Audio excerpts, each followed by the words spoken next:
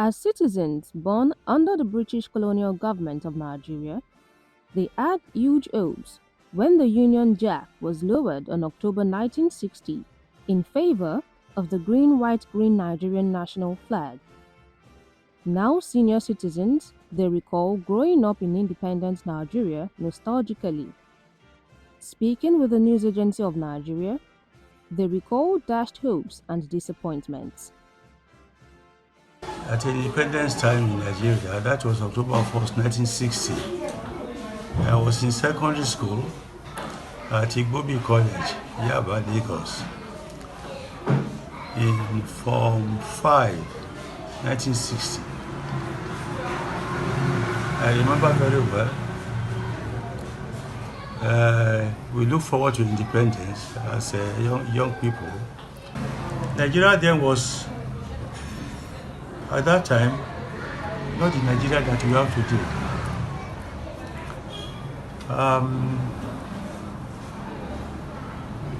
At that time, in the boarding house, we never experienced power cut. It was electricity throughout. I spent 7 years in the secondary school, 5 years secondary, 2 years post-secondary. Everything was good. Ikorodu Road was a narrow road, with bush on both sides, right from Fadeyi to Ikeja.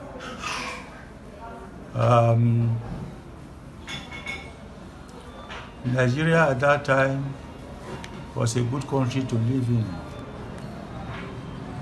There was no fear of anything.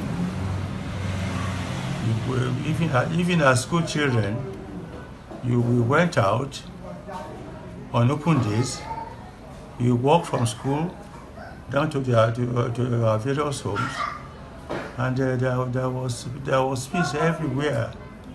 We, the generation born before independence,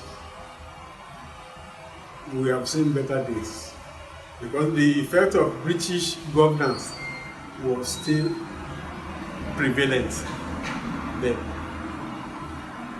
Unfortunately,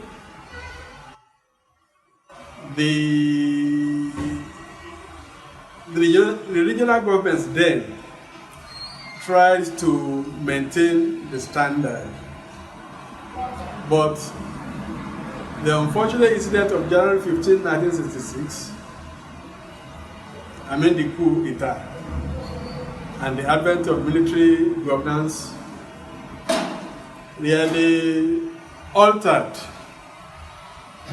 the structure of the country. The country there was operating on regional basis. There was competition among the regions. The school system then was well tailored to really make people be responsive, diligent, and self-employed kind of. In the modern school system then, there was a commercial, secondary modern commercial then, which was aimed at producing middle-level manpower for industry. People were taught secretarial studies, shorthand, typewriting, bookkeeping, up to bookkeepers who could work up to the trial balance on their own. So job opportunities were massive after the middle level training then.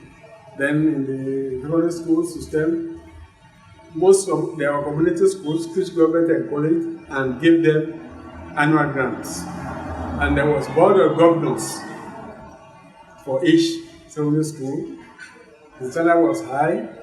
Teachers were being transferred from from Ibadan to Ijebu, from Ijebu to Ondo, from amongst the provinces from Egba, so that the standard of education was uniform throughout the Western region in those days. In 1970, when we were in primary 5, they did the 10 years anniversary of the independence.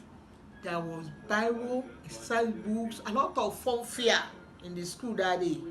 But since we've been growing up and in secondary school, a lot of things changed. Nigeria itself changed. Up to 1981, we are still enjoying. Because a dollar then was 67 kobo to 1 naira. A dollar was 67 kobo. Because I started traveling in 1979. And that time, ticket to Rome was 360 naira. To Rome. When I first entered London in 1981, Rome, London was 411 naira. You can't believe it. Everything was very fine. And with that small change, we come back with turn buses, not boxes, full of a lot of things. But all of a sudden, the whole thing changed. You can't even afford a ticket now. Corruption is at the high level.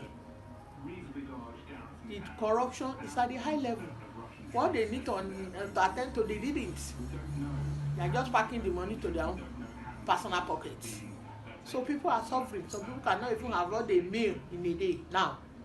You can't. I went to buy Ororo last week. Upper week I priced it was 7.75. Last week when I wanted to buy, they said it's 8.5.